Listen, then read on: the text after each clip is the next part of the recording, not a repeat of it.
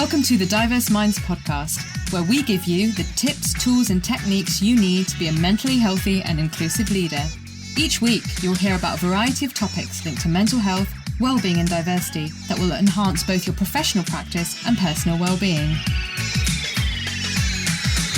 Welcome to the 124th episode of the Diverse Minds podcast. And this month's theme is all about mind-body connection and how our physical health supports our mental health and how our mental health supports our physical health. So on today's episode, I'm going to be talking about how to have conversations about mental health at work, where physical health may be the key to open up the conversations about mental health. Now, I thought it'd be a really good place to start because many of us want to check in with colleagues and friends at work, or even our managers and our managers' managers, but it can be a real challenge to know how to start the conversation about mental health and well-being.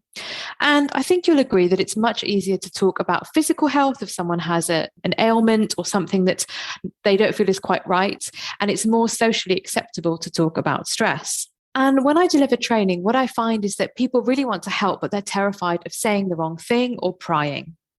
And this acts as a barrier and stops someone from coming forward, much like it does similar themes with race equality and also asking about people's reasonable adjustments. Now, thinking about stress in general and where you might feel stress in your own body. Stress is a very physical sensation. We have increase of hormones running through our body, particularly adrenaline and cortisol, that's likely to get us ready for the fight, flight, or freeze response. And when you feel stress in your body, what does this tell you? How do you know when you're stressed or when the stress has gone too far, when potentially there's an activity or something you need to do that brings you the sensations of stress, and when it's over, those feelings normally subside? But when this feeling of stress goes on for a long time, this is actually quite dangerous. And unfortunately, stress is really seen as an integral part of day-to-day life, but the ongoing physical impacts are very significant indeed. And stress is a state of mental or emotional strain or tension resulting from adverse or demanding circumstances. We know that stress is, of course, completely a normal physical response to events that make you feel threatened or upset or turn your balance on its head in some ways. We also know that in small doses, stress can be super helpful to enable us to perform or to meet deadlines and motivate us to do our best.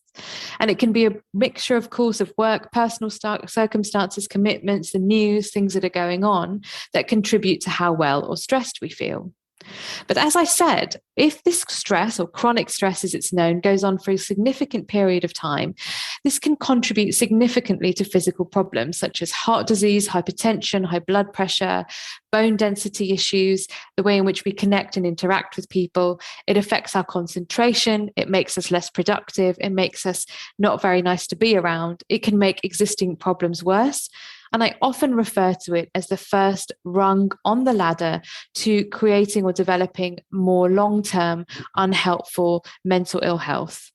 And it can also make someone sort of have an increased vulnerability to that as well. So it's interesting, in a Perkbox 2020 UK workplace stress survey, they found that British adults in employment, a staggering 79% of them commonly experienced work-related stress, and this was 20% higher than 2018's findings. That long working hours is now the seventh most common cause of work-related stress compared to being first in 2018. And this highlights that many workplaces have become aware of the impact on workforces and the reduced problems. Monetary or financial stress is the second most common cause of stress. That was 60% according to this survey, with family stress coming third at 48%. And just 1% of the UK employed adults that responded to this survey felt that they never experienced workplace stress, and 17% said they rarely experienced stress of this kind. So clearly there's a huge issue there. Now, we know from how we feel in ourselves, and I talk about this a lot, how the body speaks the mind. So I asked you, where do you feel stress in your body? And the way in which stress can manifest or express itself may be in mood issues, so anger, irritability, lack of energy, concentration, not being able to sleep very well, headaches, potentially panic attacks as well, increased blood pressure, which of course we may not know first of all, increased heart rate, but that goes on for a period of time, higher cholesterol, which again, we may not feel straight away, thus creating an increased risk of a heart attack. Your immune response in your system is reduced. So coughs, colds, and stomach issues can be more prevalent. Stomach cramps, acid reflux, and nausea. We can see a real loss of libido, and it's thought that in men there can be lower sperm count and increased period pain for women, aches and pains in joints and muscles, particularly when there's ergonomic equipment and people have everything they need and those aches and pains just don't go away, and lower bone density. So those are quite physical things, and people may mention some of that, like, oh, I've just been having these terrible headaches and these stomach cramps. Now, I'm guessing a lot of you listening to this show won't be medical practitioners or counselors or psychologists, but that's okay because you don't need to be, and I'm not one either. But it's to say, oh, okay, so let's talk about these stomach cramps, or oh, how long has it been going on for? And really how this can be a seed to opening up that conversation about how someone is feeling. And interestingly, there's more and more research that's been done on irritable bowel syndrome, things like ulcerative colitis and Crohn's, and how depression affects those conditions. So again, if you're interested, absolutely read up on that. I'm not saying if you're not from a medical profession or a researcher to jump in with that, but it is always helpful to be aware and to think, well, how can I have a conversation with someone and then be able to signpost them to some advice and support that we have in the workplace. Some other signs you might see, so emotional symptoms, low mood. Someone may say, I just feel really overwhelmed. My checklist or my to-do list just doesn't go down. They may be socially withdrawn. This is difficult, of course, to know online, but there will be changes in behavior. They may be quieter than usual. There may be a sense of hopelessness and helplessness, and that moodiness, anger, and irritability I talked about. They could be experiencing an increase or loss of appetite. And it's really important we don't focus on the weight gain or loss and talk about that, but to say, how are you? How are things? Again, it's quite difficult to spot weight loss or weight gain on a video call. So we may not know if someone's in the office. Someone might say, oh, I've just lost my appetite. And you could say, oh, okay, so has that been since Christmas, or what's been happening, or how long have you felt like this? And to just give someone that space to discuss. They may be sleeping too much or too little, and they might say, oh, I've really struggled to drag myself out of bed. Now, that's not necessarily unusual in January, where the sun's rising at quite a late hour in the UK and we all just want to hibernate. They could look very exhausted, though, and weathered. So just to say, how are you? How have you been? What have you been doing since Christmas? How have you found getting back to work? So it's helpful small talk without putting someone under the spotlight. They may be procrastinating a lot. They may be using alcohol, cigarettes, or drugs increasingly to relax. And again, especially if people are working from home, we may not know this at all. It's also difficult to spot things that we can spot face to face. So if people are substance misusing, you can often tell with the skin texture or the sort of the shade of skin and the way the skin looks can look quite altered. This is quite tricky to spot online. And this is not to judge anyone. It's not to say, oh, are you substance misusing? But they might say, oh, I just have to, at 5 o'clock, I have to have a big glass of wine every single night in order to relax. Oh, that's really interesting. How long's that been happening for? So you get the idea. It's just to get them talking. They may ignore health and safety. Potentially you have protocols in your workplace to check around lone working and COVID-safe procedures. They might be ignoring those. They may always switch their camera off in a video call. They may not want to speak on the phone either, and that can be a really key sign. Maybe memory is impaired, as we talked about, if stress goes on for a long period of time, or if there's something else going on. Poor concentration, poor judgment. They may need to ask your opinion. They may want to check things over and over again. Their mind might be racing, and erratic timekeeping, and the work may not be completed on time. And the way in which they might be feeling, well, they might feel really worthless. They might feel helpless, hopeless. They want to suffer in silence. They don't feel they can tell anyone. Extreme guilt, shame, and embarrassment. So these are some of the signs that tell us, well, what could we do to have this conversation? And a model you might like to think about and use is something, if you've done any training with me, and it's also used in mental health first aid and many other courses, is a stress bucket. That we all have a receptacle or capacity for stress. And if someone can withstand a lot of stress, their bucket may be quite big. And if someone can't withstand very much stress, their bucket might be quite small. But that's absolutely fine. And acknowledging that the way in which we handle stress isn't going to be identical for everyone else can also be super useful in the workplace. Maybe we are a kind of person who likes to take on lots of work and juggle things, and we don't have negative things going on in our personal life. But a colleague or a manager might be totally different. They may have gone through trauma. They may be managing quite complex situations. So the thought of managing a huge workload is going to be really unappealing, and their stress bucket may be smaller than yours. But our bucket also has a tap, and it lets the stress out in two ways. It has helpful coping strategies and unhelpful coping strategies. Now, if we turn on this tap with helpful coping strategies, the stress pours out quite effectively. Maybe not everything, because it's not a magic wand, but it relieves and alleviates some of that stress. And of course, that could be physical and mental and both. And we also have unhelpful coping strategies. And our tap's a bit naughty and it turns the other way, and the stress drips out, but it gets recycled back into the bucket, adding to the stress load. So what are some examples, and why am I telling you this? Well, this can be a really great way to frame a conversation. If you notice some of the key signs that I talked about and mentioned, you could say to someone, "Oh, how are you? How was your Christmas? How was your break? What's been going on for you?" "Oh, I've not been sleeping very well." "Oh, okay. So how long has this been going on for?" "Well, actually all through Christmas, because my family drive me up the wall and then I couldn't stop thinking about this project." "Okay. So have you felt like this before?" Yeah, I have actually. And then you could say, "Oh, when you feel like this, what helps you?" So you're not talking about diagnosis. You're not saying, "Oh gosh, you need to rush over here and do that." But you're having a conversation that lets someone identify what's going on for them and what's been helpful. So they might say, "Oh yeah, well, before Christmas, I was always able to get out for a walk at 8 o'clock and go around my local park, and there'd be a dog I see and it was really great. And I'd pet this dog, and then I'd go home and I'd have a really lovely cup of tea and listen to the bird song," or whatever it is that they're doing. It helps them put themselves in the driving seat, and you're just there listening. You may like to, let's say you're in a one-to-one with someone and they're really struggling. You could actually draw out a bucket and get them to talk about what's happening. And then unhelpful coping strategies. They may say, "But now I have to have a cigarette after work and at least a glass and a half of wine, really big ones." And you could say, "Oh yeah, okay. So how does that make you feel when you do that?"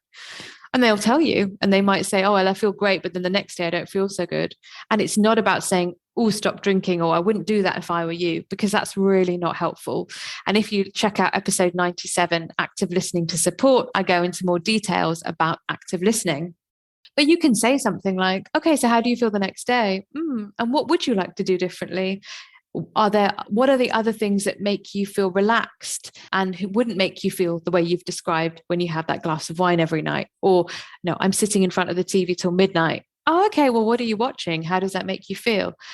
And of course, it's a bit stilted me doing it with no one in front of me, but you get the gist. It's really about how to have this conversation, not solving everything, but giving someone the space to download.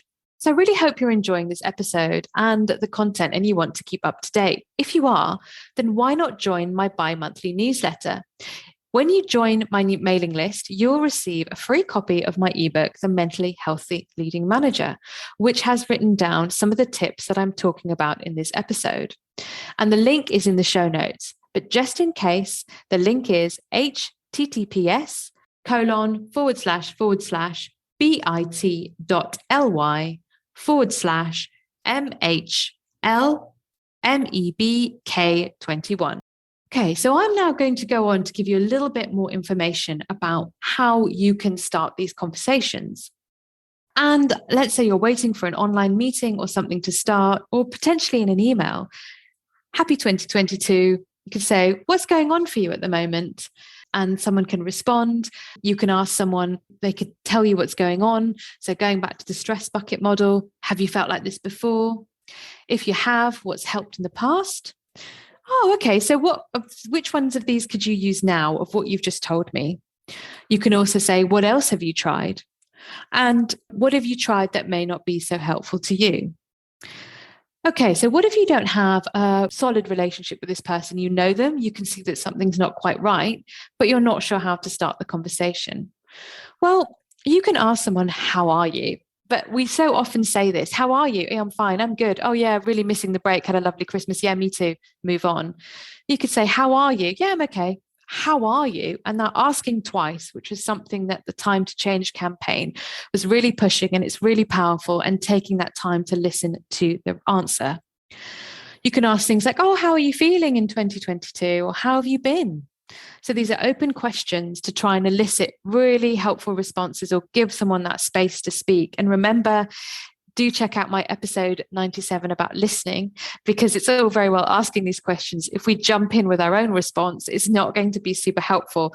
But we are starting with how to start the conversations about mental health at work. "Oh, what's been happening for you over the last week now that you're back at work?" And someone might say, "Oh, it's really, really difficult to get going." And you could say, "Well, what's changed to make you feel things are really difficult to get going?" It might be that you're a manager and you want to either ask your whole team as something you do all the time, or in a one-to-one, "How would you describe your stress levels recently? Have you found that your eating and sleeping habits have changed?" So we're not picking up on the weight loss. We're not having a go at someone because they can't sleep. We'll just say, "Oh, have you noticed it?" Could be in the context of the darkness, could be in the context of coming back from a break. At the end of a conversation, you could say, "Well, is there anything else you want to talk about? How are you? How are you?" If someone has said, "I just don't feel great. I feel really not myself. I feel really out of control," you can say, "Well, what would help you feel more in control?" And maybe they say, "I just don't want to talk anymore." You could say, "I totally understand. Would you be willing to talk to someone else? What information would be useful to you to know? Are you aware of all the things that are available? I'd really love to check in with you again. What's the best time to do this?" And this, of course, will depend if you're the manager, a friend, a colleague, etc. And I think if someone does decide that they want to come and speak to you directly in a one-to-one capacity, it's really important that you acknowledge their feelings and thank that person for coming to speak to you, that you ensure your own and their personal safety, and make sure you say to them that anything you say to me is confidential, except if there is risk to yourself, risk to others, fraud or criminal activity. And I've never had someone walk out and say, "Oh, well, I'm not going to speak to you then." And if someone, of course, discloses anything around suicidal feelings, to say, "Thank you so much for telling me. My role is to keep you safe. And in order to keep you safe, I need to do the following things." So you're not lying to them, but you're also keeping that duty, and you cannot keep something like that confidential and to yourself. But I do have some more information on that in talking about suicide in the workplace, if that's of interest to you.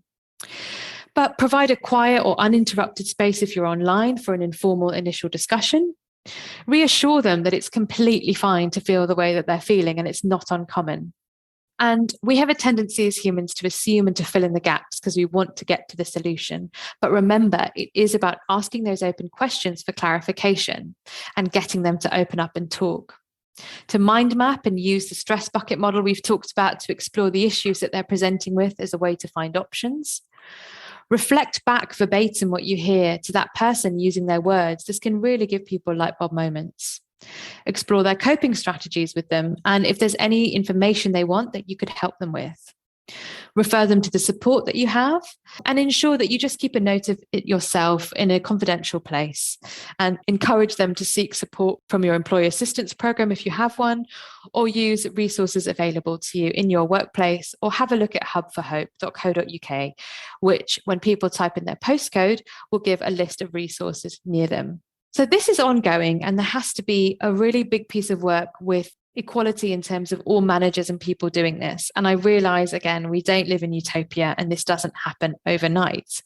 But in order to start conversations about mental health, think about how physical health can give us clues about our own health and well-being. Don't ignore them.